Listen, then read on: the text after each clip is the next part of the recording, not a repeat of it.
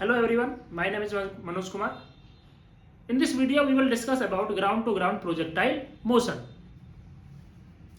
Ground to ground projectile motion को start करने से पहले एक साइंटिस्ट हुए थे Galileo.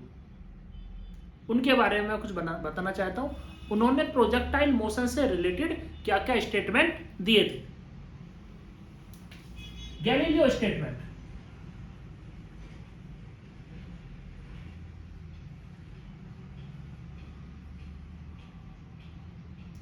Galileo statement. What is Galileo statement?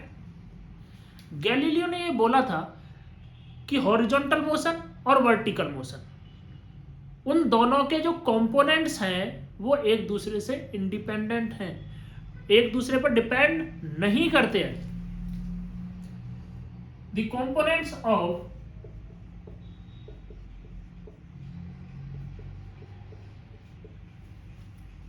horizontal and vertical motion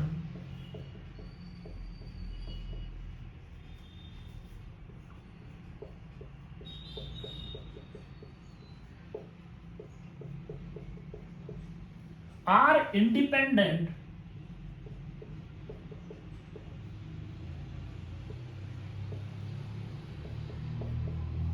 to each other. Horizontal और वर्टिकल के मोशन के जो कंपोनेंट्स हैं वो एक दूसरे पर डिपेंड नहीं करते। हॉरिजॉन्टल और वर्टिकल मोशन, इसके कंपोनेंट किस तरीके से बनेंगे? ग्राउंड के बिल्कुल पैरेलल हम हॉरिजॉन्टल कंसीडर करते हैं,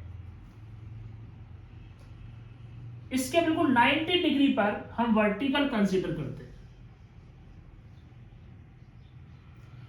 हॉरिजॉन्टल को मैं एक्स एक्सिस लेकर चल रहा हूं, वर्टिकल को वाई एक्सिस, और ये हुआ यहां पर ओरिजिन। जो भी वेलोसिटी एक्सेलरेशन एक्स डायरेक्शन में होगा उसका इंपैक्ट वाई डायरेक्शन में नहीं होगा। जो भी velocity and acceleration Y direction में होंगी उसका इंपैक्ट एक्स डायरेक्शन में नहीं पड़ने वाला है।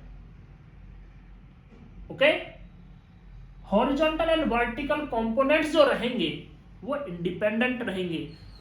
हॉरिजॉन्टल को अलग सॉल्व करना है और वर्टिकल को अलग सॉल्व करना है। अगर ये स्टेटमेंट हमें याद रहेगा हम आसानी से प्रोजेक्टाइल मोशन को समझ पाएंगे। हॉरिजॉन्टल को बिल्कुल अलग सॉल्व करना है एंड वर्टिकल को अलग। दोनों इंडिपेंडेंट हैं, डिपेंड नहीं कर रहे हैं। अब स्टार्ट करते हैं हम ground to ground projectile motion.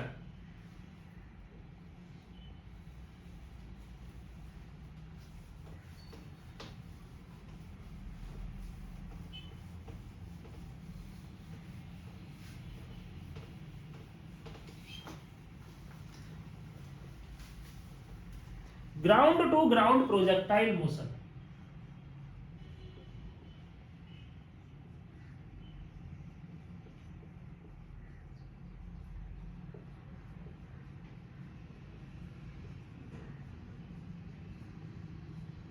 Ground to ground projectile motion. ये हम ग्राउंड कंसीडर कर रहे हैं, ग्राउंड बिल्कुल हॉरिजॉन्टल, और ये जो ग्राउंड के अलोंग या ये जो एक्सिस है हम इसको कंसीडर करेंगे एक्स एक्सिस। यहां से एक्स एक्सिस के परपेंडिकुलर वाई एक्सिस, और जहां पर ये दोनों एक्सिस इंटरसेक्ट कर रही हैं वो पॉइंट ओरिजिन ओ कंसीडर कर रहे हैं। हमारे पास एक ऑब्जेक्ट है एम मास, एक ऑब्जेक्ट है एम मास। यहां पर हम इस ऑब्जेक्ट को प्रोजेक्ट करेंगे हॉरिजॉन्टल के साथ थीटा एंगल बनाते हुए। इनिशियल वेलोसिटी u के साथ। यहां पर जो भी अजम्पशंस हमने लिए थे उनको नेगलेक्ट करना है, एयर रेजिस्टेंस उसको नेगलेक्ट करना है। सिर्फ यहां पर एक कांस्टेंट फोर्स रहेगा ऑब्जेक्ट के ऊपर, mg, जो नीचे की तरफ लगेगा, ग्रेविटेशनल फोर्स। और ग्रेविटेशनल एक्सेलरेशन क्या हो जाएगा डाउनवर्ड डायरेक्शन में g। जैसे ही इस ऑब्जेक्ट को यहां से थ्रो किया जाएगा, ये ऑब्जेक्ट इस तरीके से जाएगा और ग्राउंड से हिट करेगा। ये ऑब्जेक्ट इस तरीके से जाएगा और ग्राउंड से हिट करेगा। इस पॉइंट पर जाकर ऑब्जेक्ट ग्राउंड से हिट करेगा। यहां पर हॉरिजॉन्टल एक्स एक्सिस के अलोंग जो कंपोनेंट्स रहेंगे और वर्टिकल वाई एक्सिस में जो कंपोनेंट रहेंगे वो इंडिपेंडेंट रहेंगे। गैलीलियो ने स्टेटमेंट दिया था, एक दूसरे पर डिपेंड नहीं करेंगे। तो सबसे पहले हम इस वेलोसिटी के इनिशियल वेलोसिटी के दो कंपोनेंट करेंगे, एक आएगा एक्स डायरेक्शन में और एक आएगा वाई डायरेक्शन में। एक्स डायरेक्शन में क्या कंपोनेंट आएगा, velocity initial velocity u horizontal के साथ एंगल थीटा बना रही है, इस डायरेक्शन में जो कंपोनेंट आएगा वो आएगा cos थीटा। इस डायरेक्शन में एक कंपोनेंट आएगा, क्या आएगा u cos theta.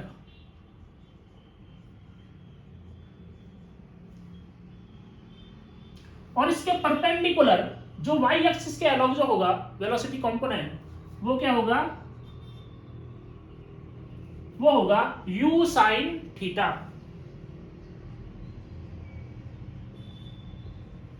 u sin theta. ये दो वेलोसिटीज आ चुकी है। इनिशियल वेलोसिटी हॉरिजॉन्टल में u cos थीटा, वर्टिकल में u sin theta. Acceleration gravitational acceleration downward direction में है g। सबसे पहले हम यहां पर वर्टिकल मोशन को एनालाइज करेंगे। Vertical motion in vertical direction और along y axis, along y axis और इन वर्टिकल डायरेक्शन।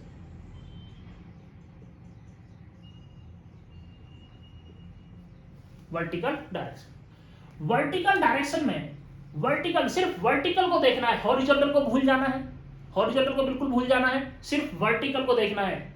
वर्टिकल में ऑब्जेक्ट के पास ऊपर की तरफ वेलोसिटी है u sin थीटा। तो मैं y डायरेक्शन की बात कर रहा हूं, u y इनिशियल वेलोसिटी इन y डायरेक्शन क्या है, u sin थीटा। ऊपर के डायरेक्शन को हम पॉजिटिव कंसीडर कर रहे हैं और डाउनवर्ड नेगेटिव। y डायरेक्शन में वर्टिकल डायरेक्शन में क्या एक्सेलरेशन है यहां पर acceleration, gravitational acceleration downward direction में है ए वाई। क्या लिखेंगे, g इसका मैग्नीट्यूड हो गया डाउनवर्ड डायरेक्शन और डाउनवर्ड में क्या लेंगे negative minus g। Initial velocity आ चुकी है, एक्सेलरेशन आ चुका है y डायरेक्शन। अब हम बात करते हैं किसी भी टाइम t पर वेलोसिटी क्या होगी, वेलोसिटी ऑफ ऑब्जेक्ट और प्रोजेक्टाइल। मैं वर्टिकल की बात कर रहा हूं, vertical velocity of projectile at any time t, किसी भी टाइम t पर वेलोसिटी क्या होगी, v y first equation of motion, v y equal to u y plus a y t. यहां पर वैल्यू पुट करते हैं, v y equal u y क्या रहेगा u sine theta, a y क्या रहेगा minus ji and time T. किसी भी टाइम टी पर ये वेलोसिटी आ चुकी है, वर्टिकल वेलोसिटी। यहां पर पार्टिकल इस तरीके से जाएगा, अब जैसे ही ऑब्जेक्ट को ऊपर फेंका जाएगा तो उसकी क्या होगी, वेलोसिटी लगातार डिक्रीज करेगी, लगातार वेलोसिटी डिक्रीज करेगी। और जब इस तरीके से ऑब्जेक्ट जाएगा हाईएस्ट पॉइंट पर वर्टिकल डायरेक्शन में वेलोसिटी क्या हो जाएगी, जीरो। यहां पर वी वाई क्या हो जाएगी, जीरो। वी बाई जीरो हो गया। कितने टाइम पर जीरो हुआ है? when velocity, vertical velocity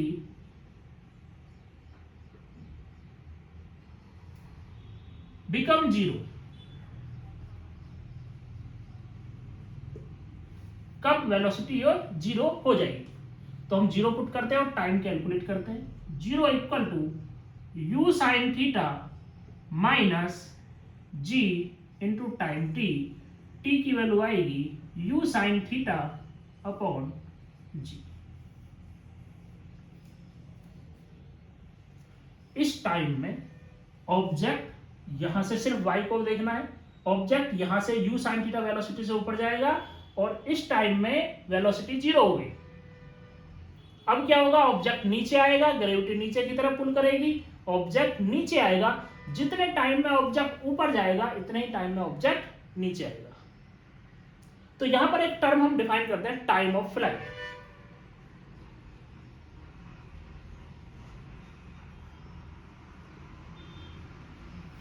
time of flight, time of flight का मतलब यह है कि ऑब्जेक्ट को प्रोजेक्ट करने के बाद और ऑब्जेक्ट ग्राउंड को हिट करने के बाद, हिट करने से पहले, जस्ट पहले कितने टाइम तक ऊपर रहा, ग्राउंड से ऊपर रहा, उसको बोलेंगे टाइम ऑफ फ्लाइट। तो हम किस तरीके से लिखेंगे? कितने टाइम में ऑब्जेक्ट ऊपर गया और कितने टाइम में ऑब्जेक्ट नीचे आया। जितने टाइम में ऑब्जेक्ट ऊपर गया इतने ही टाइम में नीचे आएगा। Time of flight capital T से हम रिप्रेजेंट करेंगे, क्या लिखेंगे इसको? ऊपर जाने का टाइम ये रहा, नीचे आने का टाइम भी यही होगा, तो 2 time small T. Time of flight क्या आएगा यहां पर? 2u साइन थीटा बाय जी। ये इसका टाइम ऑफ फ्लाइट आ चुका है। अब ये टाइम ऑफ फ्लाइट मैक्सिमम कब होगा? कब ऑब्जेक्ट ज्यादा से ज्यादा टाइम में ग्राउंड पर आएगा? जब ऑब्जेक्ट को ऊपर फेंका जाए या इस तरीके से फेंका जाए। जब ऑब्जेक्ट को ऊपर फेंका जाएगा, बिल्कुल वर्टिकली अपवर्ड फेंका जाएगा, तो टाइम उसको ज्यादा लगेगा ग्राउंड पर आने में। थीटा विल बी मैक्सिमम, मैं इधर लिख रहा हूं।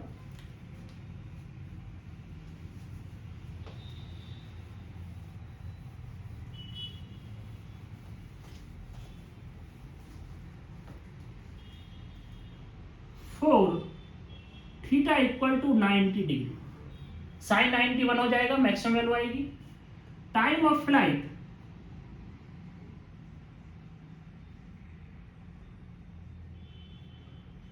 Will be maximum and t maximum क्या आएगा? टाइम ऑफ फ्लाइट जो मैक्सिमम रहेगा 2u साइन 91 बनेगा अपॉन जी। ये आ गया इसका मैक्सिमम टाइम ऑफ फ्लाइट। ये फॉर्मूला इंपॉर्टेंट है। अब आप बात करते हैं इसमें हॉरिजॉन्टल वेलोसिटी के बारे में। हॉरिजॉन्टल डायरेक्शन में कोई एक्सेलरेशन नहीं है, तो इसका मतलब क्या होगा? वेलोसिटी क्या रहेगी? कांस्टेंट। सभी पॉइंट पर, इस ट्रेजेक्टरी के सभी पॉइंट्स पर हॉरिजॉन्टल वेलोसिटी क्या रहेगी? हॉरिजॉन्टल डायरेक्शन में u cos थीटा। यहां पर भी क्या रहेगी? u cos theta. यहां पर भी क्या रहेगी? u cos theta. और जब ग्राउंड से हिट करेगा उस टाइम पर भी horizontal velocity u cos theta. Vertical velocity time के साथ चेंज होती जाएगी, u sin थीटा माइनस जी। वर्टिकल वेलोसिटी थोड़ी कम हो चुकी है, यहां पर बिल्कुल जीरो है, ये वेक्टर नहीं है, ठीक है। यहां पर वेलोसिटी डाउनवर्ड डायरेक्शन में आएगी और यहां पर वेलोसिटी नीचे की तरफ आएगी, लेकिन थोड़ी ज्यादा हो जाएगी। ये हुआ टाइम ऑफ फ्लाइट के बारे में। अब बात करते हैं हाइट से रिलेटेड। हाइट कैसे निकालेंगे? ये जो हाइट है ग्राउंड से मैक्सिमम हाइट क्या रहेगी ऑब्जेक्ट की, उसको हम कैलकुलेट